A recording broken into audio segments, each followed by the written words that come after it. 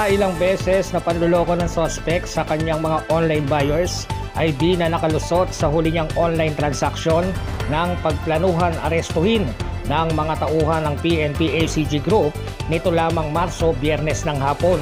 Nagpadala ang biktima ng halagang 1,000 piso na down payment sa biniling produkto na nagpakilalang Ian, isang online seller sa isang social media platform. Gumamit pa ito ng iba't ibang ID tulad ng PRC license, driver license at peking social media account, kaya nagduda na ang biktima at nagtungo ito sa tanggapan ng Anti-Crime Cyber Unit at dito na napag-alaman na may nauna ng reklamo din umano ang suspect.